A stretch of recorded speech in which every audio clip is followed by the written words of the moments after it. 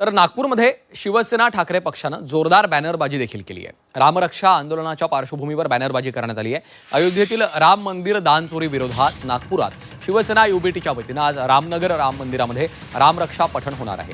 उद्धव ठाकरे यांच्यासह सर्व प्रमुख नेते या रामरक्षा पठणाच्या वेळेस उपस्थित राहणार आहेत। यावेळी राम मंदिराच्या गेटलगत शिवसेना ठाकरे पक्षानं शिवसेना प्रमुख बाळासाहेब ठाकरेंचे देखील बॅनर लावलंय। मंदिरात रामरक्षा पठण केल्याच्या नंतर सभेच्या दृष्टीने देखील तयारी केली आहे।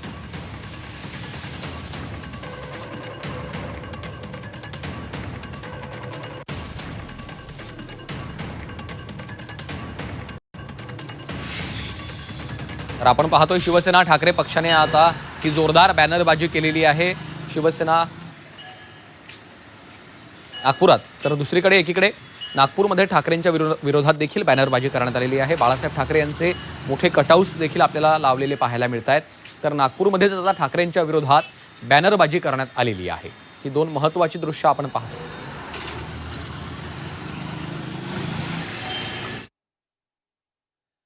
अयोध्येमधील राम मंदिर दान चोरी प्रकरणावरून उद्धव ठाकरेंच्या पक्षानं आक्रमक भूमिका घेतली आहे। ठाकरेंकडून मुंबईच्या नंतर आता नागपूरमध्ये रामरक्षा आंदोलन केलं जाणार आहे। या आंदोलनाला भाजपच्या माजी खासदार नवनीत राणा यांनी आव्हान दिलं। नवनीत राणा आज अमरावतीच्या हनुमान गढीवर हनुमान चालीसेचं पठण करणार आहेत। त्यामुळे पुन्हा एकदा ठाकरे विरुद्ध राणा हा धार्मिक संघर्ष पाहायला मिळणार आहे।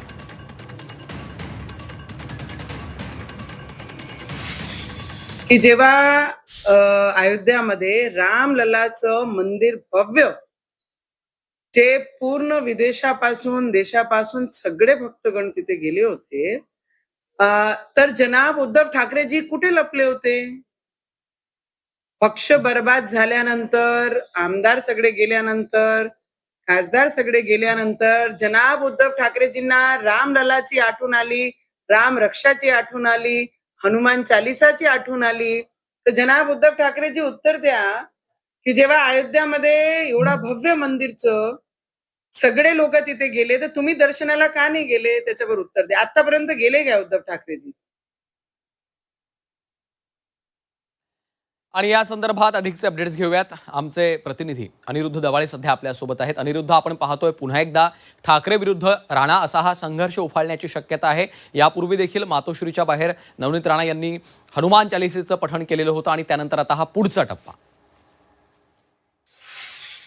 नक्कीच आता जर पाहिलं तर अयोध्येतील दान चोरी प्रकरणावर उद्धव ठाकरे चांगलेच आक्रमक झालेले आहेत। उद्धव ठाकरे यांनी जे आहे ते आता रामरक्षा पठणाचा जो आहे तो पाठ लावलेला आहे। आधी मुंबई आणि आता आज जे आहे ते उद्धव ठाकरे नागपूरमध्ये रामरक्षा पठण करणार आहे आणि त्यांच्याच्या रामरक्षा पठणाला भाजप नेत्या नवनीत राणा यांनी जे आहे ते प्रत्युत्तर देणार आहे। आज अमरावतीमध्ये नवनीत राणा ज्या आहेत त्या हनुमानगडी येथे हनुमान चालीसेचं जे आहे ते पठण करणार आहे। त्यामुळे अमरावतीच्या हनुमानगडी येथे मोठ्या प्रमाणात भाजपचे जे कार्यकर्ते आहेत ते आता जमायला सुरुवात झालेली आहे। आज दुपारी 2 वाजल्यानंतर हे हनुमान चालीसा पठण जे आहे ते नवनीत राणांच्या नेतृत्वात हनुमानगडी येथे पार पाडणार आहे।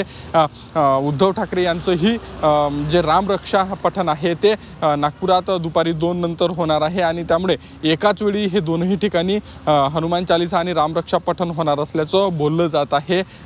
सध्या जर पाहिलं तर सध्या हनुमानगडी येथे मोठ्या प्रमाणात हनुमान चालीसा पठणाची तयारी सुरू असल्याचं पाहायला मिळत आहे आणि सध्या जर पाहिलं तर उद्धव ठाकरे यांच्या रामरक्षा पठणासाठी संपूर्ण विदर्भातून जे शिवसैनिक आहेत ते नागपूरमध्ये दाखल होत आहे।